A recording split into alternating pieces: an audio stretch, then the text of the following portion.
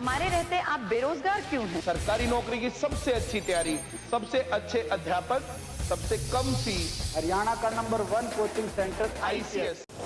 पूरे सरसा में आपके सब लोग जो हैं आपको देखते हैं, आपको सुनते हैं, आपकी बातों पे विश्वास और भरोसा करते हैं।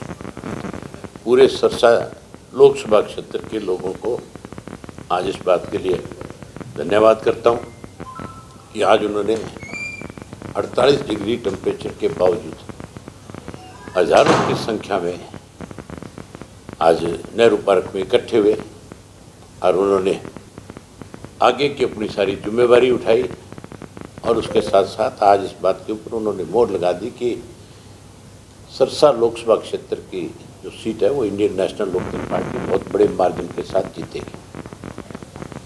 दूसरी जो बात है, एक प्रचार हमारे विरोधियों के द्वारा चलाया जा रहा है जिसमें कांग्रेस की तरफ से बहुत ज़्यादा उस बात को फैलाया जा रहा है।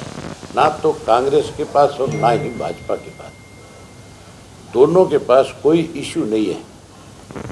भाजपा तो आज भाजपा के बड़े लीडर आए थे, उत्तर प्रदेश के चीफ मिनिस्टर, उन्होंने जो भाषण दिया उस भाषण से ऐसा प्रतीत होता है जैसे ये देश को ख़त्म करना चाहते हैं। योगी जैसे व्यक्ति से हम ये उम्मीद नहीं करते थे कि वो भी ऐसी भाषा बोलेंगे। उन्होंने अपने भाषण में ये कह दिया कि जो राम को चाहता है वो भाजपा को वोट देगा और जो भाजपा को वोट नहीं देगा वो राम विद्रोही है।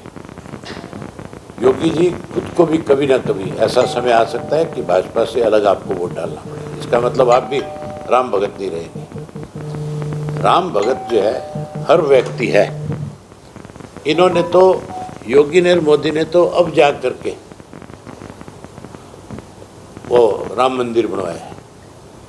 हमारे तो पुश्तों से घरों में मंदिर है भगवान राम का, और हर आदमी जो है सुबह सवेरे, चाहे वो खेत में काम करने वाला है, चाहे कोई अपना बिजनेस करने वाला है, चाहे कोई सफ़र पे जाने वाला है, हम तो घर की चौखट से बाहर जब कदम रखते हैं उससे पहले मंदिर में जा कर के मत्था टेकते हैं, अपने भगवान को भी मानते हैं और अपने जो पूर्वज जो हैं जिनको हम अपना पितर कह देते हैं, जिनको अपना भूमिया कहते हैं, हम तो उनको भी बहुत श्रद्धा के साथ उनको नमन करके फिर अपने काम को शुरू करते हैं।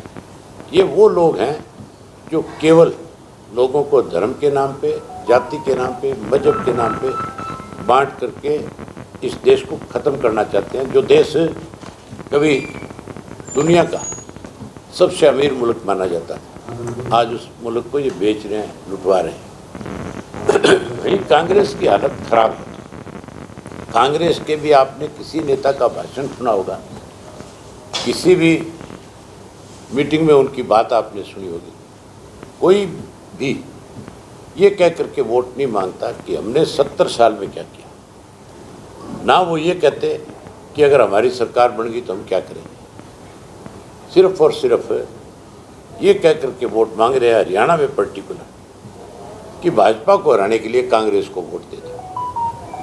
जो हमारी पार्टी, बहुत बड़ा इतिहास जिस पार्टी का है, उसके लिए ये हुड्डा एंड पार्टी लगातार एक बकवास कर रहे हैं, प्रचार चला रहे हैं।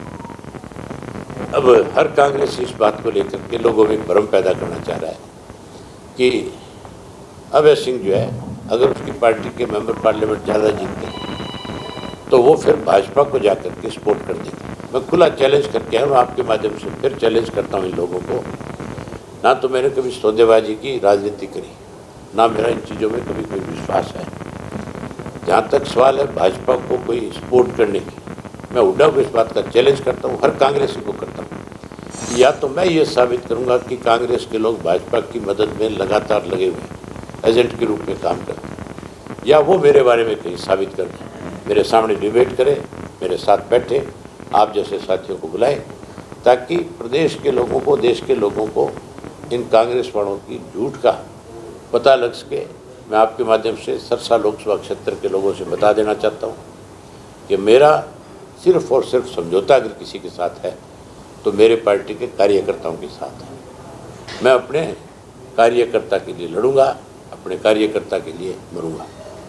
मैं ना भाजपा के साथ जाऊंगा ना कांग्रेस के साथ जाऊंगा। मैं तो किसान की आवाज़ को बुलंद करूंगा।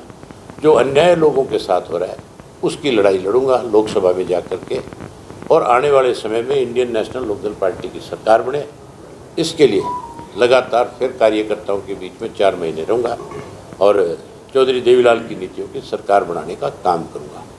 आज फिर एक बार आपके माध्यम से जो लोकसभा क्षेत्र के लोग आए हुए थे उनको आज की रैली की बधाई देता हूँ। उनके जुम्मे आपके माध्यम से फिर ये जिम्मेवारी लगाता हूँ कि अब लगातार 4 दिन बिना थके, बिना सोए, जो आपने पिछले 5 साल में मेहनत करी है उससे भी ज़्यादा मेहनत करके घर घर में जा करके, डोर टू डोर जा करके एक एक मतदाता से संपर्क करें। और मतदाता इंतजार कर रहे हैं कि इंडियन नेशनल लोकदल पार्टी का कार्यकर्ता मेरे घर तक आए, दस्तखत दे और आकर के मुझसे वोट मांगे। वो वोट देने के लिए तैयार बैठे। अब तो अगर कोई कमी रहेगी तो हमारी पार्टी के पदाधिकारियों की, हमारी पार्टी के कार्यकर्ताओं की, मुझे अपने कार्यकर्ताओं पे भी और अपने पदाधिकारियों पे बहुत बड़ा भरोसा है कि मेरी गैर मौजूदगी में, चौटाला साहब की गैर मौजूदगी में, चौटाला साहब की तबीयत ठीक नहीं है, वो हॉस्पिटलाइज है। अगर वो ठीक होते तो वो जरूर सरसा के लोगों के बीच में आते, अपील करते, लोगों से मिलते, लेकिन मजबूरी है इसलिए वो आ नहीं सकते। मेरी जिम्मेवारी पार्टी ने कुरुक्षेत्र की लगा रखी है। मैं कुरुक्षेत्र के साथ साथ हरियाणा भर में जहाँ हमारे 7 उम्मीदवार खड़े हैं उनके लिए भी मुझे प्रचार में जाना पड़ता है।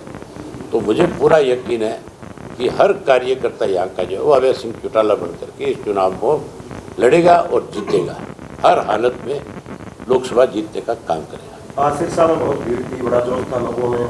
आप हिसार भी जा रहे हैं, कुरुक्षेत्र भी जा रहे हैं, वहाँ किस तरह का वहाँ? सब जगह बहुत उत्साह है, चाहे वो सोनीपत है, चाहे वो आपका हिसार है, चाहे आपका कुरुक्षेत्र है, चाहे अम्बाड़ा है, चाहे वो आपका सरसा है। जहाँ जहाँ हमारे प्रत्याशी खड़े हैं सब जगह बहुत मजबूती के साथ चुनाव लड़ा जा रहा है। और आप देखना 4 तारीख को जब नतीजे आएंगे तब अलग खबर आपको मिलेगी। आप मुझे आकर के इस बात के लिए बधाई दोगे कि जो बात आप कह रहे थे वो आज आगे चली। झंडे का उपयोग किया जा रहा है। इनके पास स्वयं शोषेबाजी के, स्वयं लोगों को बहकाने की कोई चीज़ नहीं है। आप धार्मिक झंडे की बात करते हो।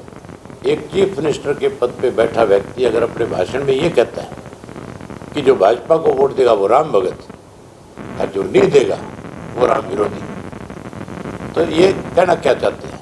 इस देश को किस तरह से बांटना चाहते हैं? ये ज़्यादा बड़े राम भगत हैं हमारे से। ये कह करके लोगों में धार्मिक भावना भड़काना चाहते हैं, इस देश को आग लगाना चाहते हैं, देश को बांटना चाहते हैं। हिंदुस्तान प्रजातांत्रिक मुल्क है। ये जितनी भी कोशिश करेंगे उतना ही लोगों का गुस्सा बढ़ जाएगा। आज योगी जी ने सबसे पहले चौधरी साहब को भी याद किया कि वो याद किए। चौधरी देवीलाल को याद किए बिना सरसा की धरती नहीं, हरियाणा की धरती पे कदम रखने वाले के कदम उखड़ जाते हैं। यहाँ कदम रखने के लिए चौधरी देवीलाल के नाम का सहारा लेना बहुत ज़रूरी है, लेकिन चौधरी देवीलाल की नीतियों पे चलना हर एक आदमी के बस की बात नहीं है। चौधरी देवीलाल ने अपनी ज़िंदगी में किसी से समझौता नहीं किया। चौधरी देवीलाल ने असूल की लड़ाई लड़ी। उनकी नीतियों को अगर कोई आगे बढ़ा रहा है, चौधरी देवीलाल की नीतियों को आज कोई लोगों के बीच में लेकर के जा रहा है, तो केवल इंडियन नेशनल लोकदल पार्टी है। बाकी सब उनके नाम का सहारा लेकर के अपना दाव लगाना चाहते हैं। अब ये बेनकाब हो गए। विपक्षी दल कह रहे हैं कि अब की बार इनेलो का चश्मा का निशान चला जाएगा। चलो, जो कह रहे हैं बेचारे उनको भी चश्मा लगाना पड़ सकता है। वो भी लगातार ये कहते हैं कि हमें चौटाला साहब एक बार बुला तो लें। वो तो चश्मा लगाने के लिए तैयार बैठे हैं, लेकिन जो हमारा कार्यकर्ता है वो जो है, अगर ऐसे लोगों के दोबारा चश्मे लग गए तो उनकी मेहनत जो है वो बेकार हो जाएगी, उनका विश्वास खत्म हो जाएगा। जिन लोगों ने लूटा है, जिन लोगों ने झूठ बोली है, हमारी पार्टी में उन लोगों के लिए कोई जगह नहीं। कुरुक्षेत्र में कैसा मुकाबला बना रखा है, किसके साथ? कुरुक्षेत्र में बहुत मार्जिन से जीतूंगा। कुरुक्षेत्र में आपके कई साथी जाकर के आए, आप इनसे पूछो, ये बताएगा ये जाके आया कुरुक्षेत्र में। और भी कोई तुम्हारे वजह से गया है, सेकंड थर्ड का पता तू आजा जाकर के पूछ ले, लोगों से बता देंगे। सर किरण चौधरी ने कहा है कि उनकी जो स्मृति की टिप्पणी है वो मुझे किरण चौधरी की वीडियो मैंने भी सुनी। बड़ी हैरानी की बात है, चौधरी बंसीलाल हमारे विरोधी रहे, हमारे साथ भी थे, हमारे राजनीतिक विरोधी भी रहे, लेकिन किसी राजनीतिक परिवार को पहली दफ़ा मैंने देखा है कि उसको उसी की पार्टी ने हाशिए पे ला करके खड़ा कर दिया। किरण चौधरी अगर इंडियन नेशनल लोकदल पार्टी में आना चाहेगी, हम उसका बहुत सम्मान करेंगे, हम उनको बहुत इज्जत देंगे।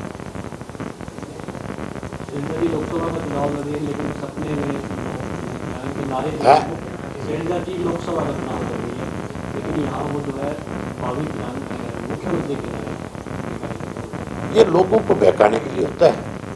ये लोगों में भ्रम पैदा करना चाह रहे हैं कि शैलजा अगली मुख्यमंत्री बनेगी। शैलजा को टिकट ही बड़ी मुश्किल से मिली। शैलजा तो चुनाव छोड़ के भाग रही थी। शैलजा यहाँ से चुनाव नहीं लड़ना चाहती। शैलजा ने सर्वे कराया था, उसके सर्वे में वो 1.5 लाख वोटों से हार रही थी। वो अम्बाड़ा भी नहीं जाना चाह रही थी। ये तो भूपेंद्र सिंह हुड्डा ने अपने चक्रव्यूह में लेकर के फंसा करके यहाँ भेज दिया।